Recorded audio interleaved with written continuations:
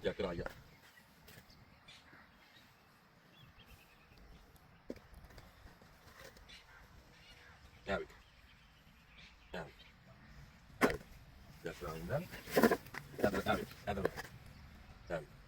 बिस्मिल्लाहिर्रहमानिर्रहीम अस्सलाम वालेकुम या अली हक खैर उम्मीद करना तुम सारे भरा ठीक हो अल्लाह ताला तुहानू सारिਆਂ ਨੂੰ ठीक रखे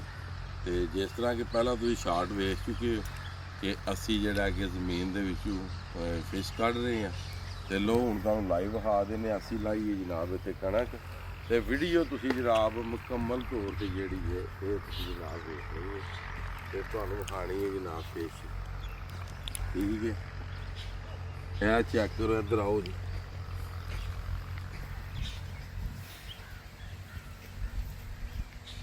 ਇੱਥੇ ਕੋਈ ਚਾਹ ਨਹੀਂ ਵਾਹ ਵਾਹ ਇਹ ਵੇਖੋ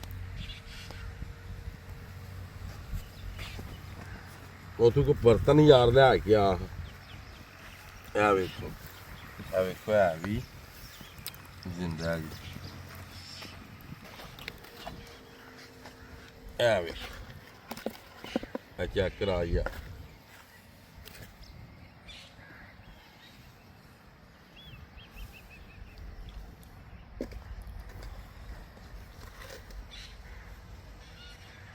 ਇਹ ਵੇਖੋ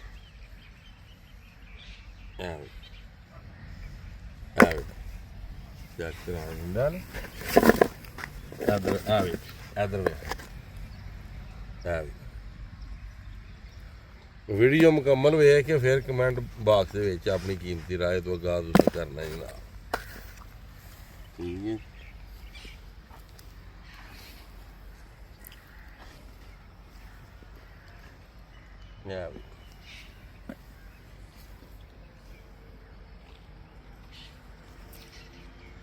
चेक करो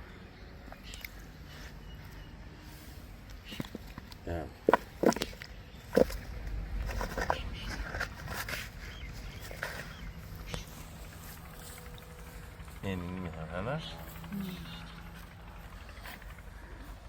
बाकी वीडियो तुसी मुकम्मल वेखनी है इस वीडियो के एंड ते इस वीडियो की पूरी तरतीब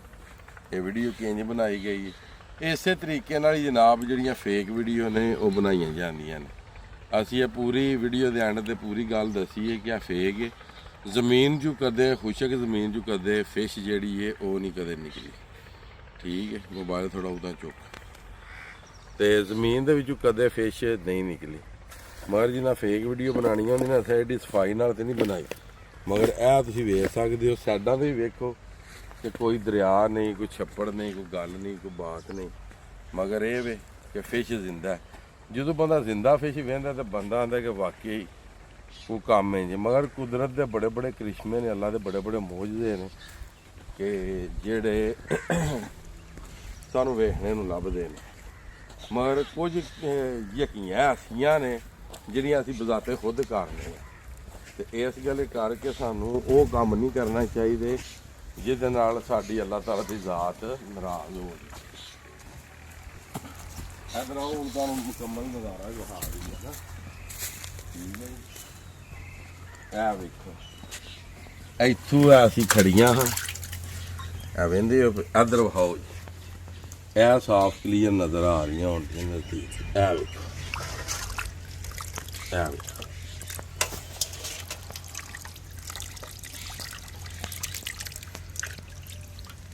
ਤੇ ਬਾਕੀ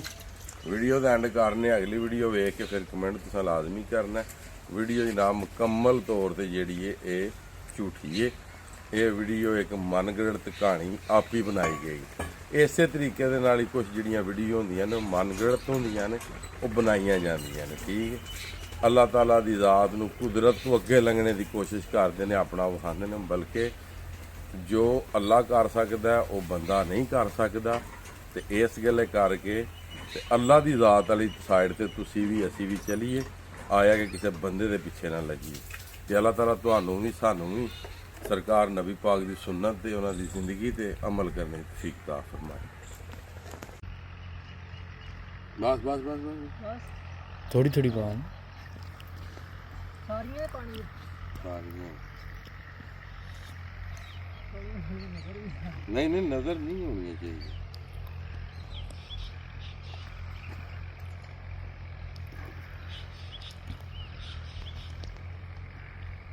ਦੇਖੀ ਪਿਆਰ ਨਾਲ ਉੱਤੇ ਰੱਖ